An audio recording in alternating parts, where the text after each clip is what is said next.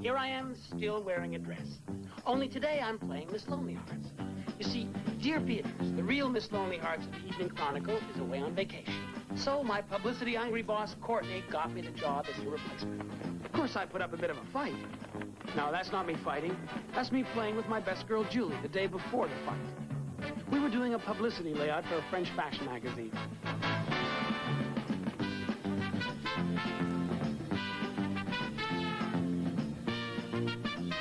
I know. What does publicity have to do with David Courtney or with me being Miss Lonely Hearts? Can you accept that I just wanted to show you the happy, warm-hearted, well-adjusted side of my personality? The Dr. Jekyll side. Because in about 5 seconds, you are going to see Mr. Hyde in operation. No. I'm not going to be Miss Lonely Hearts or Dear Timmie or anybody else, and that's my final answer. But, Timmie, think of the publicity. But not only that, the newspaper's prepared to pay you a very generous salary. I don't want it. How much is it? £250 a week, donated to the charity of your choice. The West London Home for Underprivileged Young Ladies. I never heard of it. Now, that's strange, Timmie, because you happen to be looking at the chairman of the board of directors now. I thought so. Forget it, David. I really mean it. All right, Timmie, all right. There's no need to get violent. I mean, if that is your final decision... It is. Well, all right, then. That is your final decision. I mean, far be it from me to ever try and persuade one of my clients to do something which is against their will. Thank you, David. Sandra? Yes, it's David here. I'm in Timmie's house. Sandra, I should like you to get onto the Broadbent furniture removers, please. And when you've done that, Sandra, would you get onto Inspector Johnson of the Immigration Department at London Airport? Yes. He's responsible for the department which deals with detaining Americans who wish to leave the country owing money. Also telephone Paddington Station, will you? And ask them what time the next train leaves for Dartmoor Prison. I think they call it the Gallows Express. For the next 2 weeks, it'll be Dear Timmie. These people think they've got problems. One more letter, and I'm going to take a nice, short tea break. Very dry with a twist of lemon. Here's one from Hampstead. Dear Timmie, I am a woman who longs to be an artist. Don't they all? But I am trapped by a husband who takes me for granted. He hardly ever notices me.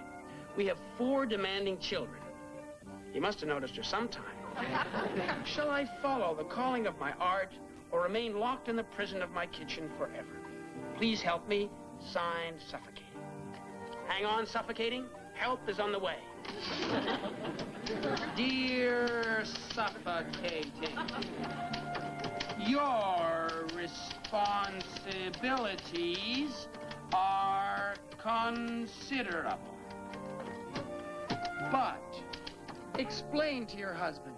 I'm sure he'll understand and want to help.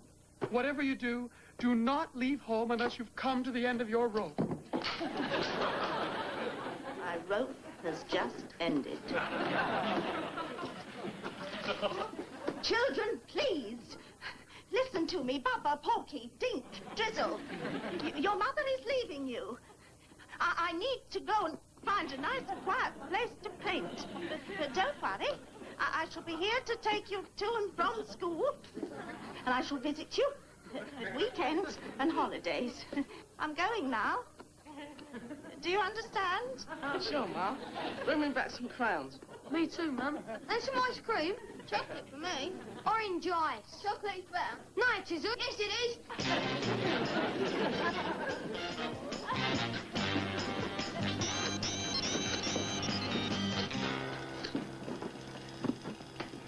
Rudy, Aggie here. I'm leaving you. No, darling, I'm sorry, but I must. No, of course there isn't another man. It's just Dear Timmie of the Evening Chronicle. I'm following her advice, that's all. Thank you for 13 marvelous years. Goodbye. What? Yes, of course your shirts will be ready from the laundry tomorrow. Four of the sweetest children in the world. Their mother darting in and out like hummingbird. There must be something we can do, Miss Timmie. After all, it was your letter. Now, Mr. Plimpton, I'm very sorry, but you are being a little unfair. I did send a letter, but nothing in it suggested that she leave you or the children. All I know is that you have broken up my perfectly good marriage. Mr. Plimpton, nothing can break up a good marriage, you know that. Miss Timmie, I am not a violent man. I have never previously struck a woman. But by heaven, if you don't get my wife back, I am going to start on you! Hi, my name is Tim Blair. I used to be a nice, normal, clean-cut American kid. And then I met Julie Renfield, a young British actress visiting Hollywood. She turned my whole world upside down. But when the movie she was making ended and she returned to London, I was just about ready to die. To forget my broken heart, I posed for my photographer brother, who needed some hippie pictures in a hurry. By mistake, they ended up in London. I really dig that earthy look. I want that girl. Look, it's my only chance to be with Julie. And that's how I became the ugliest girl in town. Who owns that fabulous face? The ugliest girl in town. Whose clothes are setting the pace? The ugliest girl in town. You don't have to be a Mia or Sophia. This is the year of the clown. Be the shakiest, freakiest, ugliest girl in town.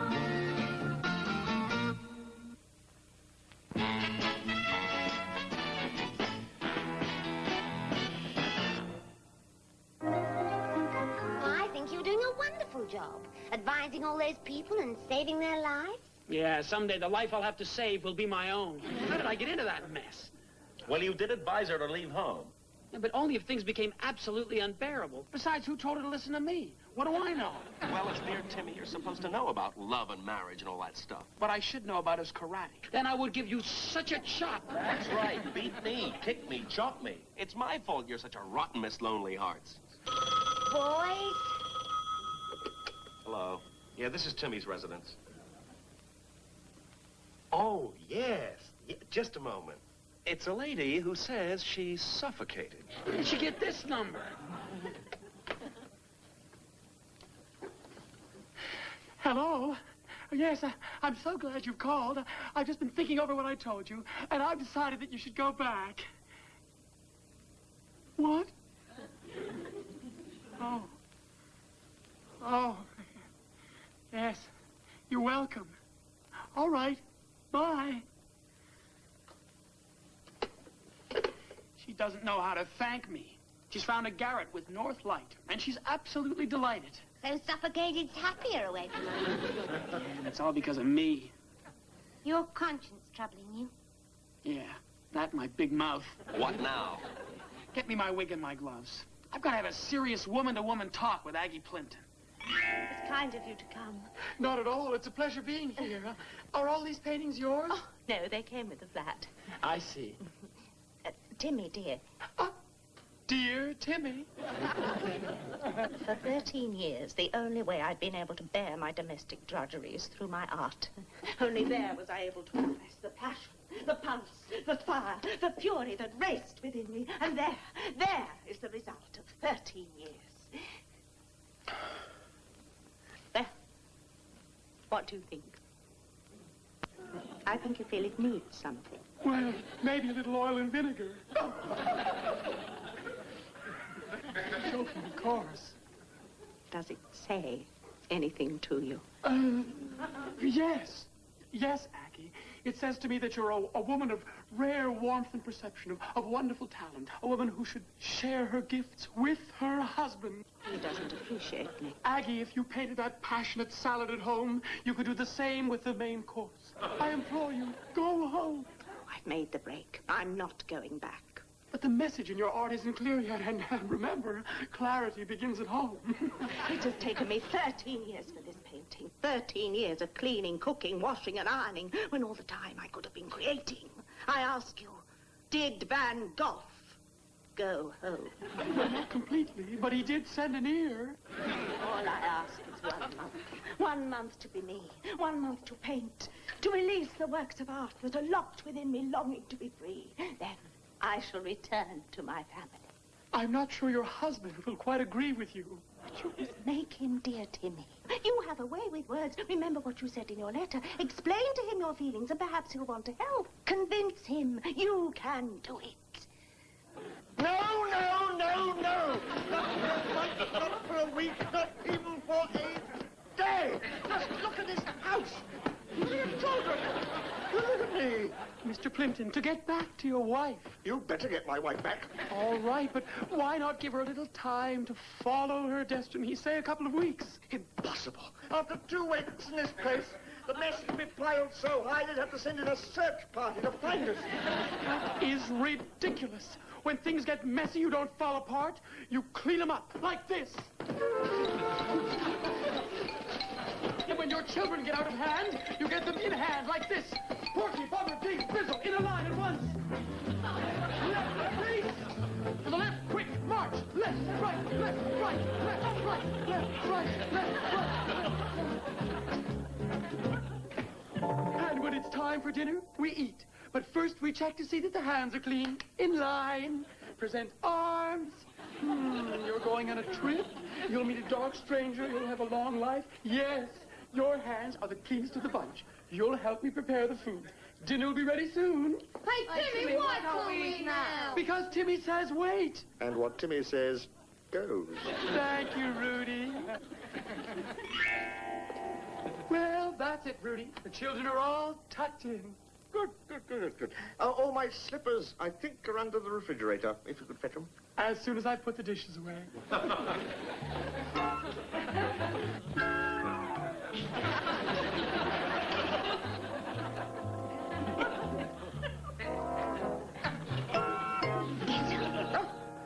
Miss Timmie, no, I'm trying to read. Timmie? She's here? Aggie? Aggie, you're back. Yes, I'm back. And I'm sure glad to see you. Liar. You hypocrite. And to think all the time I believed you when all you really wanted was for me to stay away. No, that's not what I wanted at all. You can't fool me. Home wrecker, other woman, Jezebel. Aggie, come back. Rudy, don't just sit there. Get her back. All in good time, Miss Timmie. All in good time.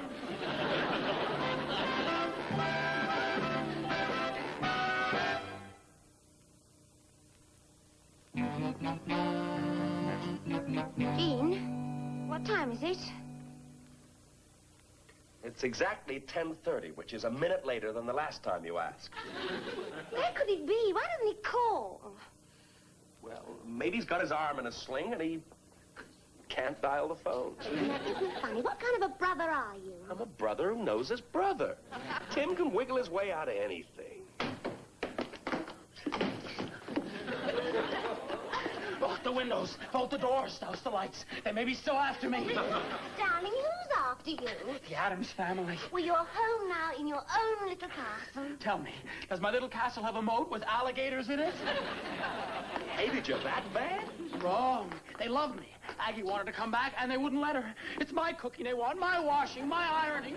Who'd believe I flunked domestic science? Oh, darling, you must be exhausted. I am exhausted. You've never seen a poorer darling. What are you worried about? You're Tim here, and it's Timmie thereafter. He's right. I've got nothing to worry about. Till tomorrow. Why tomorrow? I'll be Dear Timmie again, and Rudy will nail me in the office. There's no escape. Now, just a minute. Let me think. Don't panic. What did you think? Yeah. Go ahead and panic. Aggie's the wife and mother. They've simply got to take her back. She'll never go back. She thinks I'm the other woman. Someone's got to convince her. Obviously, it can't be Timmie. But who?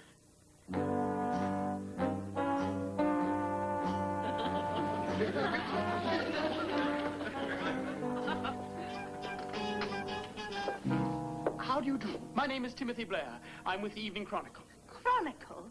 That scandal sheet has caused me enough trouble already, thanks to dear Timmie. Madam, it was Timmie who sent me here.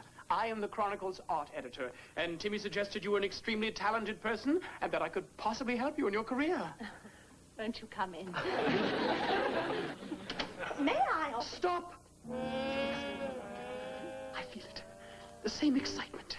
The same magical, creative force I felt when I visited Picasso's studio. You do? Absolutely. What? Even the paint spattered on your face has a certain dynamic symmetry.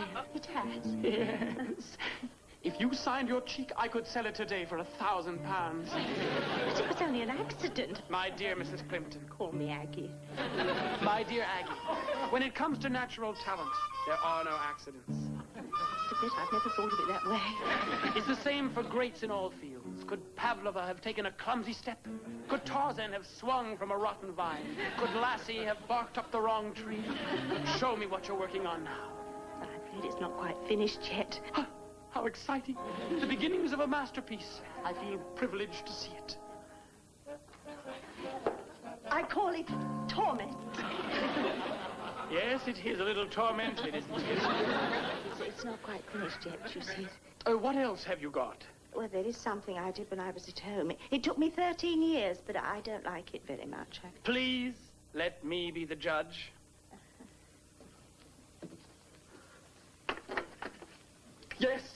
Yes. Now, that's what I call a painting. I call it passion salad. May I speak to you freely?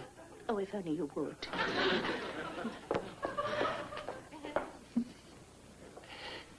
I see in passion salad a warmth, a richness of color and emotional content that I haven't quite seen before. How beautiful. It is a great work. And you obviously painted it in the proper environment. But your new work, Torment, it's cold. It fails to communicate. It lacks love.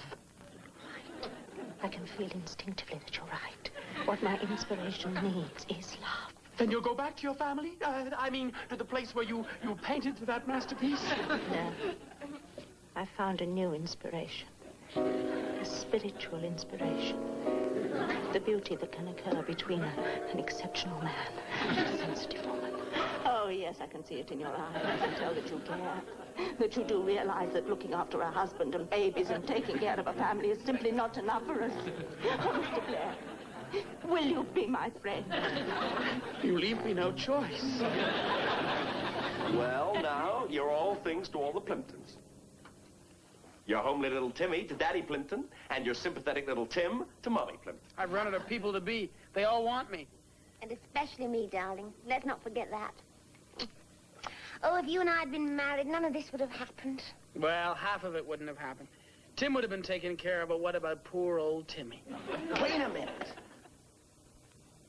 Why should just Tim be married? Why not Timmie, too? After all, she's a lovely girl with a charming personality. Thanks for the flattery, buddy, but I'm really not in the mood for it now. Julie, what would you say if I told you that you and I were going to get married? Wait a minute. To each other? No, to him. Both of us. Yeah, both of you? Well, I only hope we're all three going to be very happy together. Back to work. Hey, Timmie, we're starving. That's not Russia. She has yet to do all the cleaning and indeed all the shopping. To say nothing of the dusting, the mopping, the washing, and the polishing of all the little faces. The car, that could do with a good waxing. Oh, yes, and the chimney. I could go up on the roof with a brush and just chimney the day away. Do that tomorrow. We don't want you to strain yourself, you know. Of course. Children, I think you should go to your rooms and play. Your father needs to relax after giving all those orders. In a line, and right face, forward, march, 2, 3. Could do with a bit of a rest before I have my supper. Yes, and I'll get your slippers in a minute, Rudy. Oh, what a lovely creature you are. My word. This is the knife. Oh. Here we are. Oh, you really are a great comfort about the home, you know. Thank you. Where is she? Oh, let me at her. What are you doing here? I thought you were still on your weightlifting tour. Who is it? Oh, what the the devil's going on here? Unhand that woman before I tear your head from your shoulders. You can't do anything like this. I shall call the police. Listen, you. That woman happens to be my wife. Your wife? That's right. And do you know what I did to the last man that stood between us? Don't listen to him, Rudy. He's a terrible braggart. I picked him up like this. I swung him around over my head. I dashed him to the ground. I broke every bone in his body. Don't let him scare you, Rudy. I'm not scared. I'm just very attached to these old bones. But the tiger is quite right. You know, a man's wife is a man's wife. And you belong to him for better or for worse. That I remembered that. Well, if you feel that way about it, maybe it's not too late to change your mind. Go to her. Beg her forgiveness. Give her flowers. Enough with the advice, dear Timmie. Goodbye, Rudy. The clothes will be out of spin dry in 10 minutes. The oven is set for preheat, and the bathroom is half done. I'll never forget you. Never.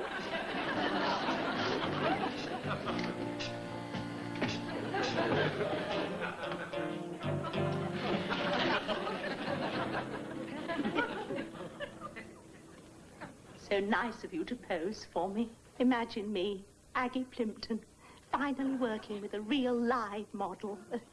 No, don't turn. Just let me catch that noble chin. Drat. What is it, Apollo? My sandal strap. Oh! My back, would you please? Yes, of course. Release that man, you hussy. This man happens to be my husband. Nonsense, he's an art critic. Art critics get married too, you know. Oh, you should be ashamed of yourself. Besides, Julie, darling, please don't jump to conclusions. Mrs. Plimpton was only tying my shoelace. Mrs. Plimpton. Oh, you deceiver, you Casanova, you philanderer, Madam, there's been some misunderstanding. You must believe your husband. We are lovers. Aha! Of the art. That's all. We must believe him. Yes, darling, really you must. Would you? Yes. No.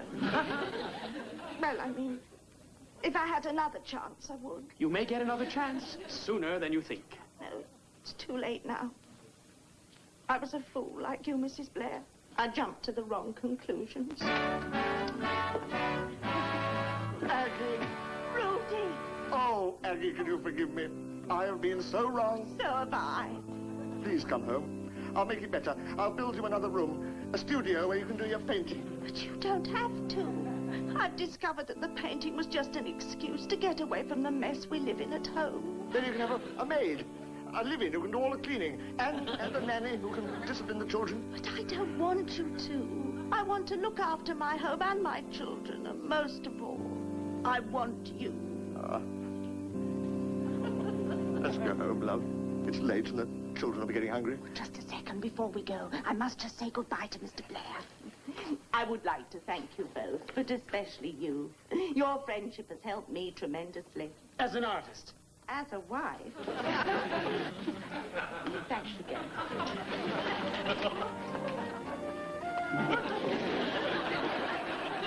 Well done, Cupid. Apollo.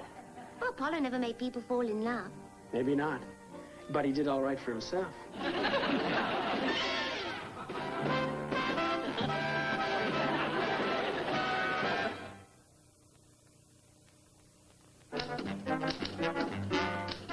What are you typing, love?